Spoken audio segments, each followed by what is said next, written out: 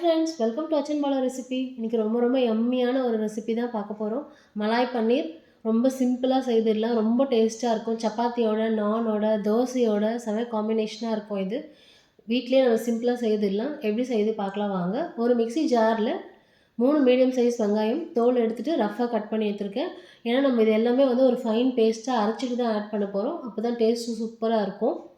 3 பச்சை மிளகாய், ஒரு சின்ன துண்டு இஞ்சி வந்து தோல் எடுத்துகிட்டு சின்ன சின்ன பீசஸாக கட் பண்ணி எடுத்திருக்கேன். நான் 10 பல்லு பூண்டு தோல் எடுத்துகிட்டு ஆட் பண்ணிக்கோங்க. தக்காளி வந்து 2 மீடியம் சைஸ் தக்காளி எடுத்திருக்கேன். இது எல்லாமே ஒரு ஃபைன் பேஸ்ட்டாக அரைச்சி எடுத்துக்கலாம். இப்போ ஒரு பேனில் சின்ன க்யூப் பட்டர் ஆட் பண்ணிக்கலாம். இந்த பட்டர் வந்து நல்லா உருகின பிறகு ஹோல் ஸ்பைசஸ் ஆட் பண்ணிக்கலாம். 2 பட்டை, 2 லவங்கம், ஏலக்காய், பிரியாணி இலை, அன்னாச்சி பூ, இது எல்லாமே ஆட் பண்ணிக்கலாம். எல்லாமே 2 ஆட் பண்ணிக்கோங்க. இது நல்லா பொரிஞ்சு வரட்டும். பொரிஞ்ச பிறகு நம்ம அரைச்சி வச்சுருக்க வெங்காயம் தக்காளி விழுது வந்து இது கூட ஆட் பண்ணிக்கலாம். இது நல்லா பச்சை வாசனை போகிற அளவுக்கு நீங்கள் மீடியமில், ஹை, மீடியம், ஸ்லோ அது மாதிரி மாற்றி வச்சு நீங்கள் வதக்குனிங்கன்னா சீக்கிரமாக வதங்கிடும்.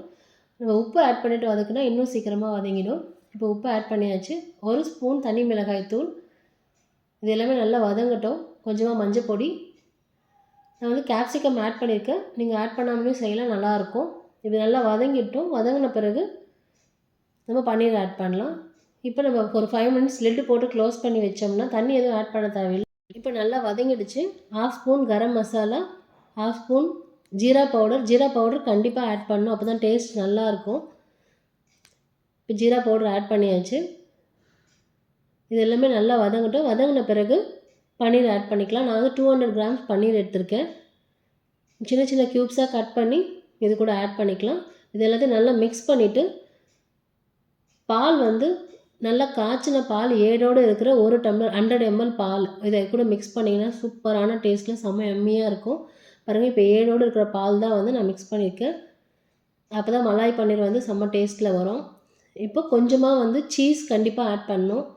சீஸ் வந்து நல்லா துருவிட்டு உங்கள்கிட்ட என்ன சீஸ் இருக்கோ நீங்கள் ஆட் பண்ணிக்கோங்க. பட் சீஸ் வந்து கொஞ்சம் ஆட் பண்ணிங்கன்னா டேஸ்ட் சூப்பராக என்ஹான்ஸ் பண்ணி கொடுக்கும். நல்லா மிக்ஸ் பண்ணிவிட்டு லாஸ்ட்டாக வந்து கஸ்தூரி மேத்தி க்ரஷ் பண்ணி கூட ஆட் பண்ணிவிடுங்க.